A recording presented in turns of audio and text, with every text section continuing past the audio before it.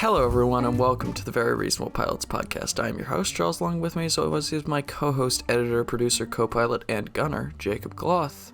Today, we are going to be pitching a brand new TV show. As always, we are making it a reality with our voices and our brains. So, how about that, Jacob? You excited? What, you got all soft on me there. I'm just trying to soothe the listeners. Anyways, what's your pitch this week? Okay, well, I was thinking we should do a Star Wars show. So. Oh, I thought you were gonna do your script thing. Okay, are we? Am I? Yeah, aren't you? Okay, I will. No, I'm just fucking with you. What was that to say? Okay, yeah, I'll do it. No, it's my turn this week. We have got something special for you next week. Yeah, right? Something super special next week. The 2-year mark. 2-year watermark. Mm-hmm. Big Charlie's boy. written something nice for you. I've written something. I'll edit it so it's nice. Yeah, there. That's better. Great. I've written something. Editor. I've written something. Jake will make it nice. So today we're going to be pitching our individual sequels to The Batman, right? No. Today, I've got a new show. So I've been watching a lot of 30 Rock. Mm-hmm. So I want to do like a writer's room show. Yeah, okay. But 30 Rock wasn't exactly what I wanted it to be. I kind of wanted a writer's room show. And 30 Rock is more of like it's more producer's show. Yeah, there's not a whole lot of... I mean, the writers are definitely characters in 30 Rock, but they're not like the main characters, you know? Yeah. So it's kind of like a 30 Rock Monty Python show. Oh, so like a sketch I'm comedy. I'm basing the idea on Monty Python, where you have like 6 actors who write as well. Yeah, and produce. And they're everything. And they're smart. And they've all been to Harvard or whatever. Yale. Well, I don't have that. I don't want to Oxford. copy all of them exactly. Did they go to... they all went to Oxford, didn't they? Everyone except for the American who went to an American school. Yeah. Terry Gilliam. Terry Gilliam. To, But Minnesota or something. Yeah, but Terry Gilliam... The rest of them went to Cambridge and Oxford. Okay. Let's get into the pitch. Yeah. So, writing room sitcom. That's what we got for you today. Writing room sitcom. I'm gonna. We'll go to the titles at the end because the titles are weird and you'll be confused. Okay, good. So we'll start with the characters. So the first one, his name is Buzz Allen. Buzz Allen is a partier.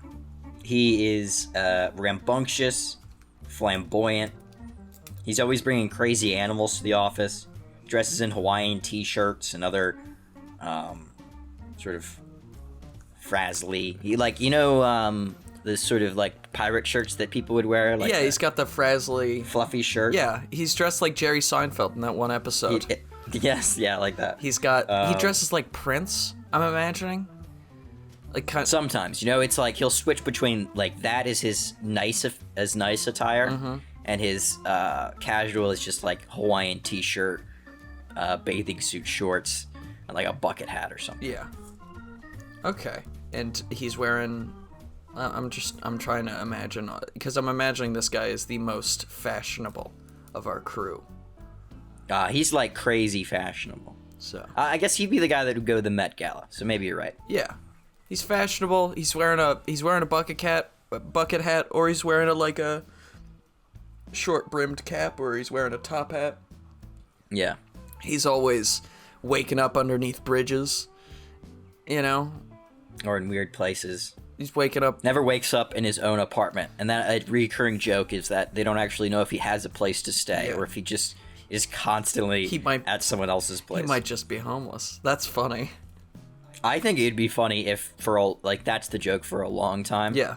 That he's homeless, he doesn't have a place to stay. Mm-hmm. And then very much later on, they'll reveal that he has like this really nice house in Beverly Hills. And it's like...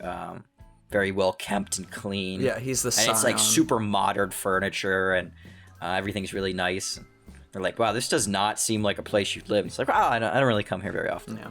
And then his mate's like, oh my God, you're back, sir. He's like, yeah. It's like, you haven't been here in years. He's like, oh, yeah, I guess it has been a while. I went to travel the world to learn to be taught all of the secrets of the martial arts so that I may one day return to this place and wage a war against crime. And that's what he says. He just convinces his mate that he's becoming Batman. They just never She show. thinks it's real. She's like, "Can I be Alfred?"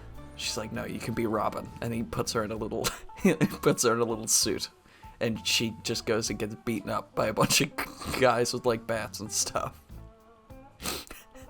He's like, oh. Anyways, Buzz Allen. Yeah. We'll call him Buzz. Yeah, but Not gonna say his Buzzarino. full name. Full names are for losers. Anyway, Buzz. So you'd expect him to write really zany scripts because he's such a partier, but he actually writes very intelligent scripts, and he actually is a doctor as well. Oh. Medical doctor. Medical MD. Damn. So he's like a really smart person. Mm-hmm. It's just this is how he lives his life. He likes being a weird hermit party monster that like lives in ditches and stuff. But he's very, maybe he's writing scripts that like the jokes have to be explained, and he's like, it's you know, a very somber tale with like all the jokes are like interesting, intelligent wordplay. It's like a you know, a mother and daughter, and like they're just fighting like addiction and, you know, corrupt authority figures. And the whole like writer's room is like, Buzz, this isn't very funny. Yeah, you could turn that every once in a while. The mom OD'd. That's not. Where's the joke, Buzz? It's like, well, Life's the joke. yeah, Life is the joke. she OD'd while listening to "Perfect Day" by Lou Reed, which is supposedly the song he listened to whilst he also OD'd. All right, let's move it on. Next character is Jennifer Cheese, Buzz's writing partner. Jennifer Cheese. Jennifer Cheese. So these two write together, and we'll the other, you know, there's writing couplets. Yeah. And so they're platonic though, so don't take that couple thing to mean anything. She despises how much of an insane person Buzz is. Mm-hmm. But they work really well together. They write really good, fun dialogue and scripts together. Yeah. Always pretty like intelligent, or like, you know, they write very poignant political satire, or you know, everyday humor that's very dialogue focused. Yeah. She's very quick-witted, mean, and a know-it-all, stubborn, and by far the most famous person in the group. Like, she had a show before this, and so she's the one who gets recognized in public all the time, and is kind of like the center of attention on the show from the network standpoint. Okay. She's the one who gets all the credit for whatever they're doing. Yeah, and she's a very good actor too, so she generally takes some of the best roles. Mm-hmm. She is Jennifer Cheese. She's the Pete Davidson of this SNL. Yeah. Yeah. There you go. She's the kind of person that would be like in high school. She'd be the mean person that bullies everyone, but also is in every club. Yeah. She's the mean person who bullies everyone, but also she got the like best person ever award at the end of the career in high school. Next, we've got her arch enemy. Oh, arch enemy. Florence, or Flo for short. Mm-hmm. Flo hates cheese. Absolutely hates cheese. She's also very stubborn, which is one of the reasons. And they both have very different creative directions for the show. So Jen likes comedy that's based on dialogue, and Flo is slapstick. Likes to mix in like physical comedy. Yeah. And like more like gross things as well. Ooh, lowbrow humor. I love it. So she likes that kind of stuff, like puns and stuff like that. And Jen hates that. She thinks it's reducing the quality of the show and making us all look bad with your silly scatological humor. So while Jen is very articulate, Flo fumbles with her words a lot, and Jen, you know, she's very good in front of a lot of people. Flo is not good in large groups, but is very funny in small groups. Yeah. So if she's with just like 3 or 4 people, she's hilarious and can be like really very quick-witted. But if there's a lot of people in the room, she doesn't do as well. Next we have her writing partner. His name is Terry Bruns. Terry is everyone's friend. Everyone likes Terry. If you ask anyone in this group who their best friend is, they'll say Terry.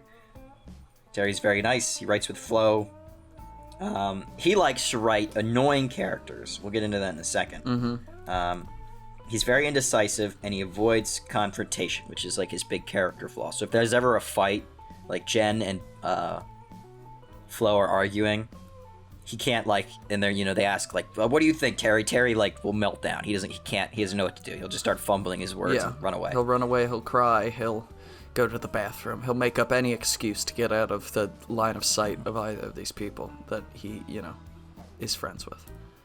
And as I said, everyone likes Terry. Yeah. Now, the reason he writes annoying characters is a recurring joke throughout the show is that Terry is so nice that he is often screwed over by customer service or scams. Yeah. Oh, yeah. That makes sense. So he'll wait in, have terrible service. He'll have a waiter that makes him wait for his food for 6 hours. Yeah. But he'll be patient and he'll wait the whole time. But he keeps this in mind. He'll write a skit about terrible service from a waiter who's throwing food at you and all this stuff. Mm-hmm. And at the end, he still gives him a tip. Oh, yeah, he always leaves a huge tip, and he only goes to one, he has a set number of restaurants he goes to, so all of the service staff at these restaurants have figured out that this guy will leave you a tip no matter what you do. Bad you are, Mm-hmm. So it's just no one cares. That makes sense. And I got an idea for his first screw over in the pilot, but we'll get there in a second. Mm-hmm. Then we have Thomas Nader. His name's Tom. Mm-hmm. There's a lot of characters here. I'm sorry. Yeah, that's fine. Tom is British. The rest of them are American.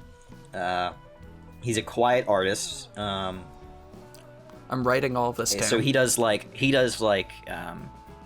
Terry Gilliam. Mm-hmm. He does sort of animated segments in the show. Mm-hmm. Unlike Terry Gilliam, they're not just meant to be links. Really, they're more skits in the show. He'll do an animated So he'll do skit. Yeah, so they're just animated skits and have the other people voice them, or it'll be, all physical within the animated world. Mm-hmm. He'll be I was kind of imagining a sort of Looney Tunes. Yeah. Or Tom and Jerry sort of skits in the middle. Mm-hmm. Because they have a kind of everyone can watch this vibe to the show. It's for kids. And adults will like it because it's, there's satire and there's political stuff.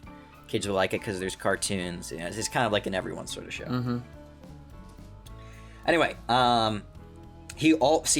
Tom's a very reserved, quiet guy, but at work.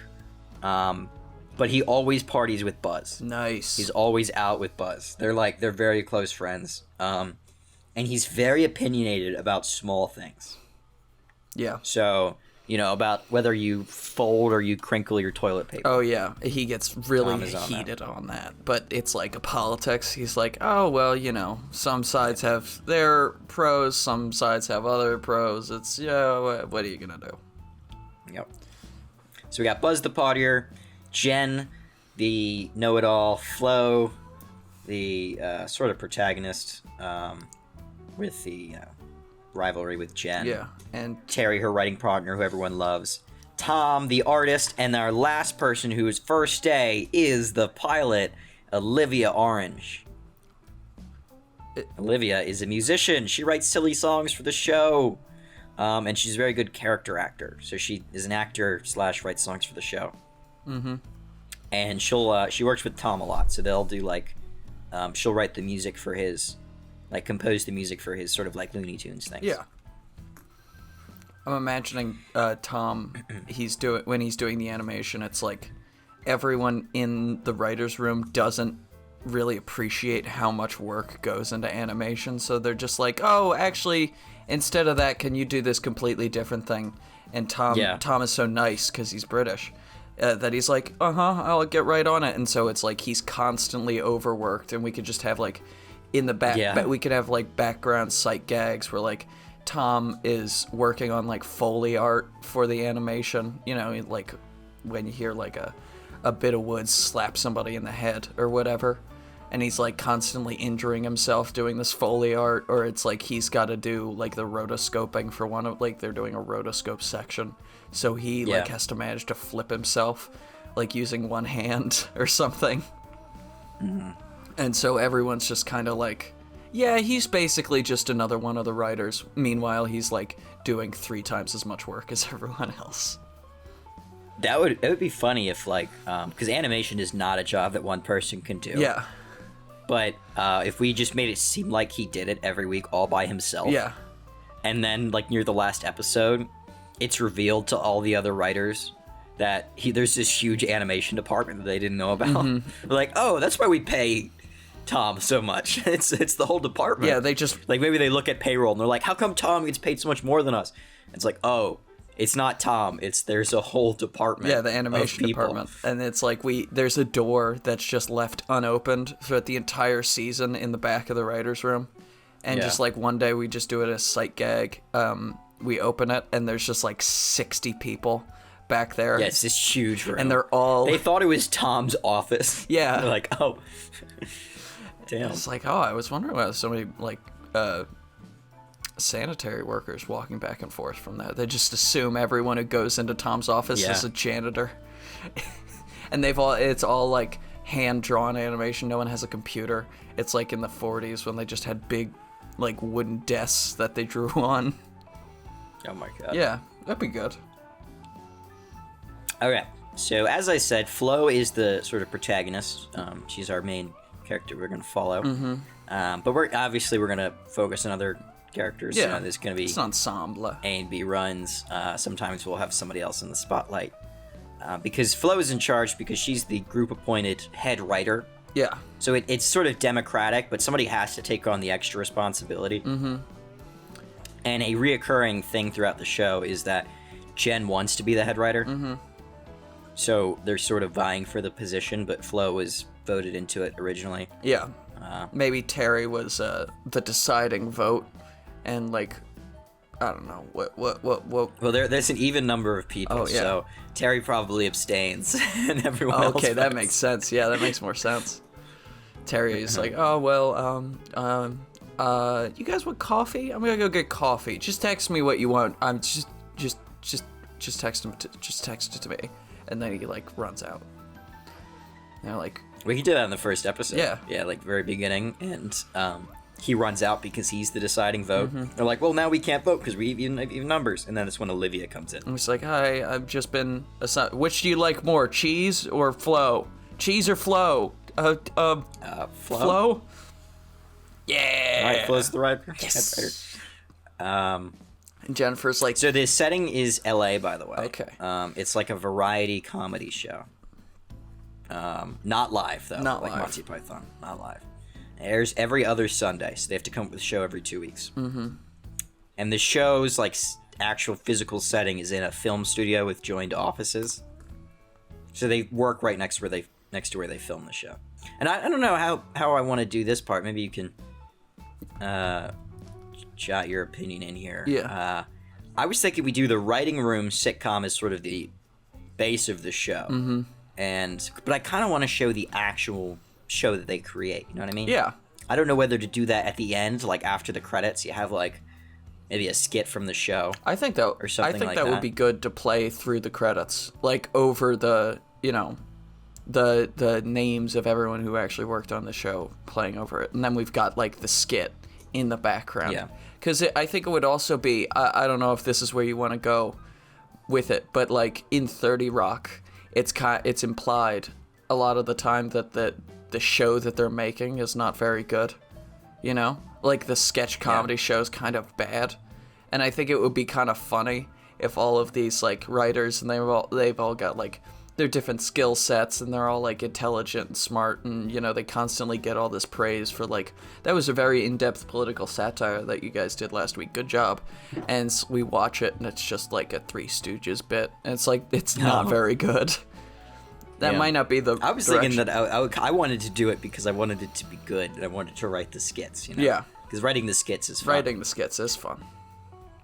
And the skits would generally be based off of things that happen in the episode.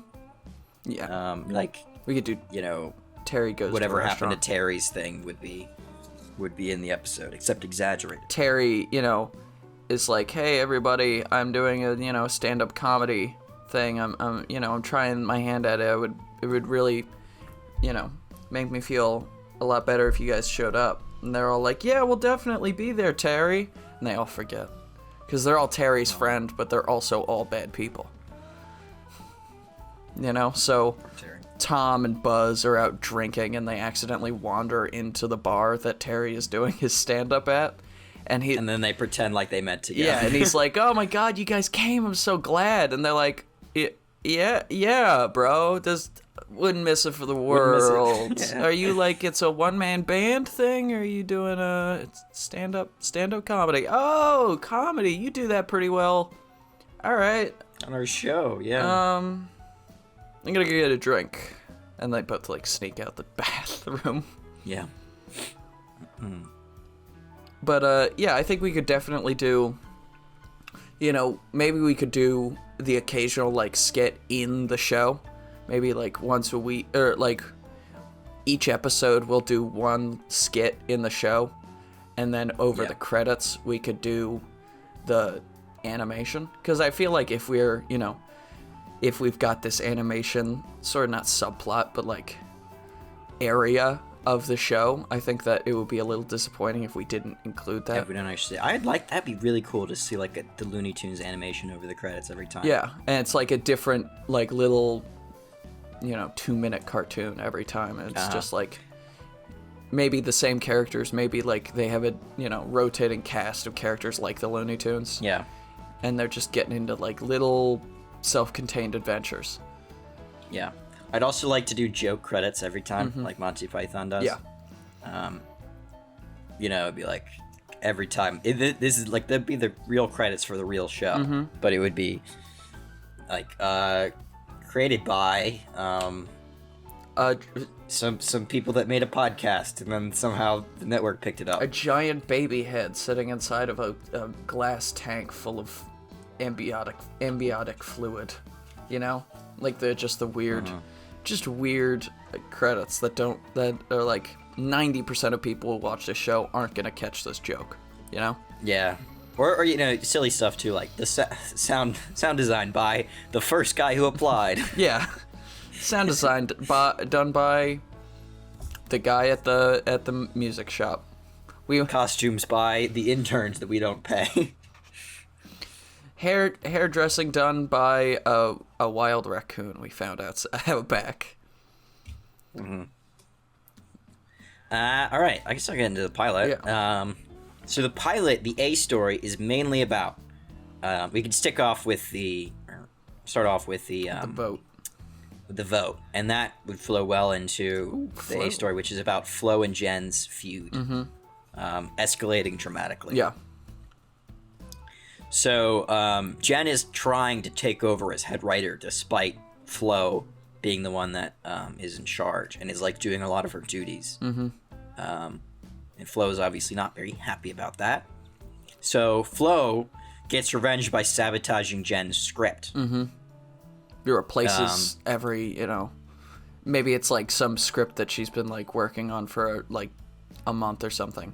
It's like this. And she adds a bunch of physical gags in. She hates It's just like a really divisive political, you know, satire sort of thing. And she like replaces every, you know, mention of a certain politician with like a fart noise or something. And that. Yeah, that would be good. So we could see the skit live, right? Yeah. Like on the show.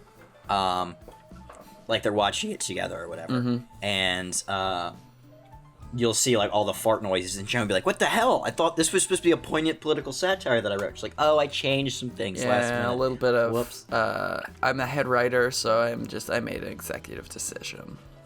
And then like maybe Buzz could be like, yeah, because he doesn't take the feud nearly as seriously as Jen or Flo. So he's like, let's do like a prank war, bro. It would be fun if we just like did pranks. We'd prank her. It would be fine. And then like the pranks escalate from like a cream pie to the face to like I put a car bomb in your house. Yeah, that's kind of, well, the car bomb is not going there, but it's about escalating. Yeah. So then it goes from that to Jen asks Terry, who's, you know, nice and will do anything for anyone, to pick up her lunch at this sandwich shop that's like all the way across town in LA. So, you know, there's crazy traffic. Yeah. And she does this right before they have like a writing session that's really important. So now Flo doesn't have a writing partner, so she has to write the scripts and do all this work by herself. Yeah. And this screws over Terry because he has his classic need to be loved deli situation where he's like customer service situation where he's at this deli shop and he waits in this super long line, but he finally gets to the front, and this guy, keeps asking, he's like, okay, what do you want? He's like, can I get I need a cheesesteak. He's like, we don't have any cheesesteaks. It's like, can I get a ham sandwich? He's like, no ham. So turkey? No. And he goes through every possible sandwich, and he's like, do you have any sandwiches at all? And dude's like, nah, this is no sandwich. This is like an hour of we have absolutely no sandwiches left. I've just been this is soups and salads, bro. He's like, why didn't you tell me that? And he's like, you didn't ask. I got a phone call from this chick. She told me that if, some nice guy came in here to annoy the shit out of him, so... Yep. Well, the idea isn't that Terry... Yeah. This happens to Terry out of nowhere all the time. Yeah, okay. It's not, she didn't set this up. This just always, he just has this luck. This always He happens. just attracts dickheads. Yeah. It's because he's, I don't know, maybe because he's so nice that people... Take advantage of him, yeah. Yeah, I guess. I do that. So Flo doesn't have a writing partner. So she gets revenge by telling Buzz about a party in the middle of the day. And so Buzz immediately leaves and takes his good friends... Tom with him. So now they're out 2 people. So the show is F. Yeah. And so they have to... This is the climactic moment where they're like, oh my god, the show's screwed. We have to finish this script because we have to film tomorrow. We have 1 day before the show's supposed to air. And so they have to write together to bring the show together. Yeah. Which sort of cools their feud for a little bit. For at least another few episodes. Yeah, maybe Jen... Flo makes Jen laugh with a fart joke, and Flo, Jen manages to get through to Flo, some point she's been trying to make. Yeah. It's like, oh... And, yeah, they write, really well together, too. Yeah. They hate each other, so they're not going to write again together. But they write well, so they're starting to pull the show together.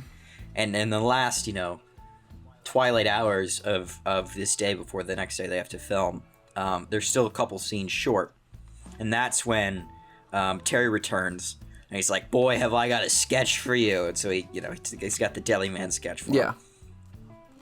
And Buzz and Tom return with a very poignant political satire sketch about from their party. Because they went to a party and it was at a senator's house, and they saw a senator do cocaine off of a stripper, and then he's like, I think I could make a joke out of that. And Tom's that's good too. I was kind of thinking that Buzz he comes with these ideas from things that don't make sense.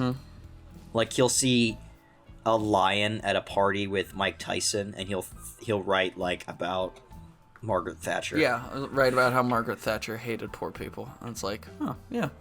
It's very loose connections between the two. Yeah. You don't even see it, but Buzz would explain it in a way that would make some sense. Well, I think it would be cool if Buzz and Tom had a sort of Hunter Thompson, Ralph Steadman relationship, where it's the writing Flo and Jen know that we can't let those two get together, because while they do make really cool, weird stuff, if we let them go out together, we won't see them for a week. They will be in such a deranged, fucked up state by the end of the week. Because Buzz just wants to do crazy stuff, and Tom is a yes man, agrees and encourages everything. Yeah. And so it's Tom will come back with this super weird, crazy, surreal, animated skit that, we can't show that, man. Dude, we can't. This is a kid's show. We can't. I mean, it's for kids. Kids are supposed to be able to watch this. We can't have the vasectomy skit, dude. It's not. No. And Tom's like, oh. What did you guys do at this party? Well, it was a vasectomy party. Yeah, it was great. We all celebrated. So you got vasectomies? No, we gave them. Yeah. You what? yeah. We took turns It's with the knife. so much easier than you'd think. You just snip, snip, snip. Easy peasy. Don't even really. Well, except for that one guy. He just would not shut up, that guy. I mean. Would not stop bleeding, too. Well, and then we pushed him into that Tom's river. like, we had to dump him in the Thames. The Thames? What?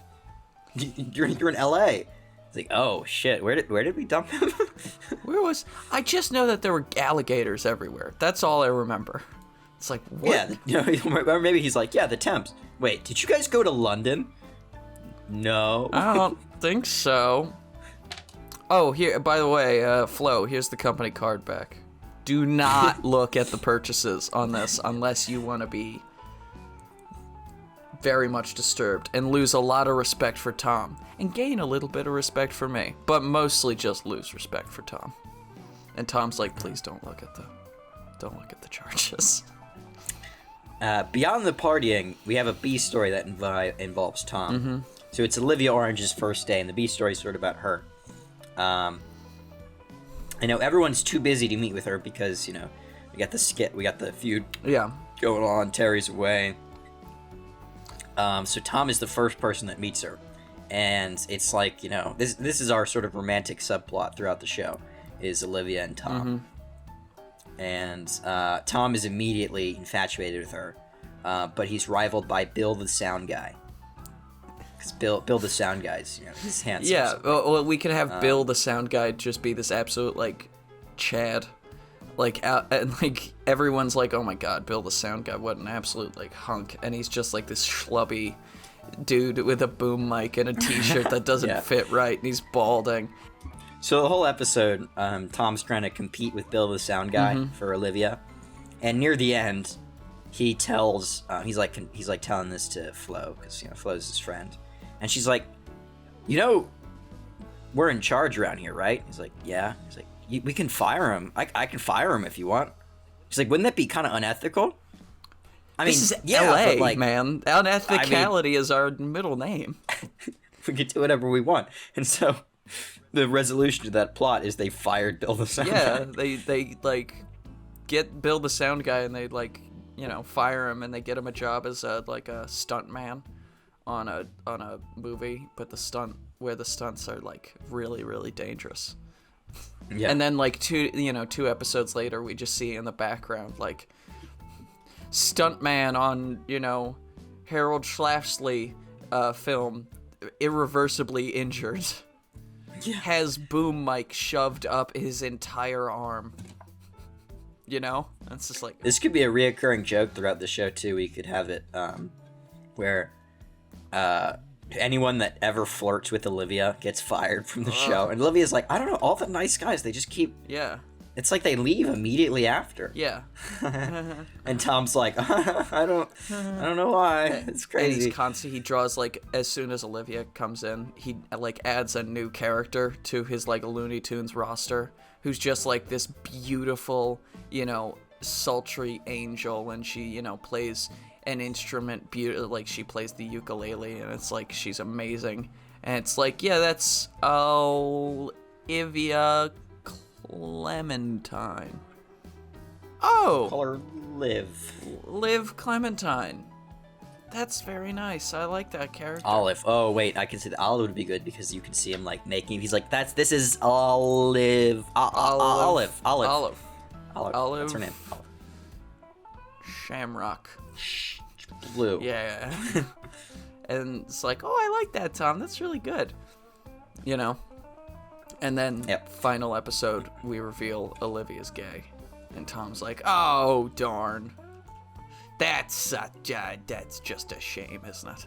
Well, no, they're going to get together at some point. People, sitcoms, you can't not have you have the will they, won't they, but they've got to get together. You can't have them not get together. Yeah. It's And you've got to have, a couple, you got to have at least a season where they're together. Right? So that's important. And they fucking hate each other by the end of it. Because that's always good drama. It ends happily, each Oh other. yeah. Well, yeah, it ends happily, but for one of the seasons they're dating, and then by the end of that season they hate each other, and then by the middle of the next season they've become friends again, and then by the end of the 2 seasons afterwards they're We're married. not gonna friends this shit, all right? We're not friendsing it. We're gonna Brooklyn Nine-Nine it. Oh, they get married. Yeah, that's way more satisfying than a friend. It is more satisfying. It does make it a bit creepy that everyone who hits on Olivia gets fired. I feel like we're gonna have a lot of internet exposés written about our show. Yeah, well, there's no sitcom relationships that don't have weird things like that. Yeah. Even Jake and Amy from Brooklyn Nine-Nine. What's weird about their relationship? Definitely a lot of stuff. Yeah, probably. We're not gonna talk about this. Yeah. Anyway, so some reoccurring jokes. We've got the Terry is always stuck with the worst customer service. Flo and Cheese, they're always fighting, and they thrive off it, and the show does better because of it. Yeah. And the reoccurring thing is Cheese is always trying to leave the show. She wants to do something on her own because she, thinks she's better than everyone else. Yeah. But it always doesn't work out. She's got a for contract whatever reason. or like Yeah. she like writes and pitches like a whole show, and gets it sold, and then it's just like taken out from underneath of her and given to a new like writing room, and she gets like totally screwed over with like how much she gets paid and everything, and she comes back and they're all like, so how'd that new show go? She's like, I don't want to talk about it. Yeah. And then we watch an episode of it, and it's just an episode of our show. It's just like, she's just like, I just made what we do here into a show. Oh, yeah, so it's a sitcom about a writer's... Yeah. That'd be hilarious. That'd be so meta. Yeah. That'd be great. It's like the episode of Seinfeld where they made Seinfeld. Yeah, it's good. Meta. All right, that's my show. I've got a couple of titles for you. Okay, I want to hear them. Let's hear them. Before I tell you, well, maybe I'll ask you after, but try to think of titles as I say these titles, Okay. because I want to hear some of your ideas. Because I wanted this to be weird, these title names. Because I'm thinking Monty Python, and their name is absolutely crazy. Monty Python's Flying Circus. Yeah, it doesn't make any sense. I have no idea. It doesn't make any sense. That's the thing.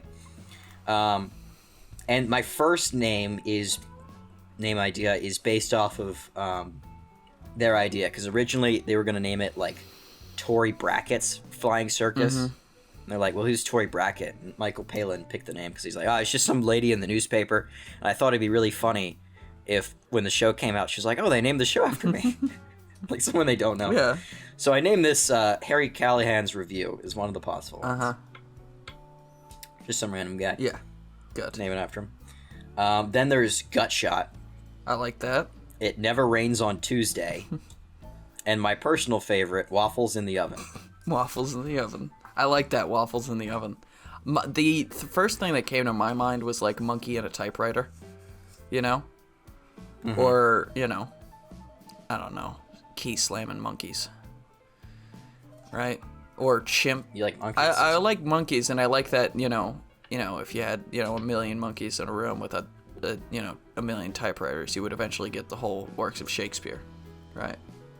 So it's like, you just take that, like, idea of monkey with a typewriter, and you, like, extract it so far away from the actual, like, phrase that it becomes ridiculous. Mm-hmm. Like, I don't know. Chimps with grammar. Punctuated chimps. That's my idea. But I'm going to say waffles in the oven is my favorite. Yeah, I like Waffles in the Oven too. It's so simple. Yeah. Yeah, beautiful. And it's good because the waffles are like the show, and the oven is like the writer's room. Mm-hmm. So it's good. And you shouldn't put waffles in the oven. No, because that'd be bad. They burn, probably. That's why the show's bad. Yeah. Because it's like meant to be a serious show, and it's meant to be like The West Wing, but instead they got all these comedy writers, and they have no idea what they're doing. That'd be good. Yep. I have one little suggestion, and then I think that this is a great pitch. I What's that? think we should add some sort of boss character, like somebody from the network or the studio who is not. He's not a main character, but he's like a reoccurring character that you'll probably see like at least once every few episodes. Yeah, like Henry Bertrand.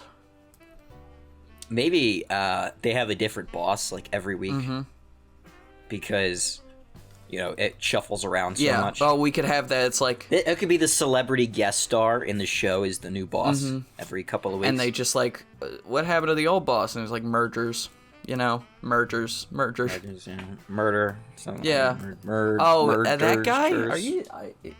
You remember him? I'm pretty sure. I thought we met in Black Team. Oh, yeah, he was arrested for tax evasion, arson, and starting a coup in the Philippines. Yeah, he's Oh no, that guy. He is now the president of France. So. Yeah. Yeah. It's a shame. I know. Big pay cut. We lose more and more good folks to that damnable country every year. I was saying it was a bad thing for him because he's now. He loses a bunch of money. It's a downgrade. It is a downgrade. To be president of France. I'm sure it is.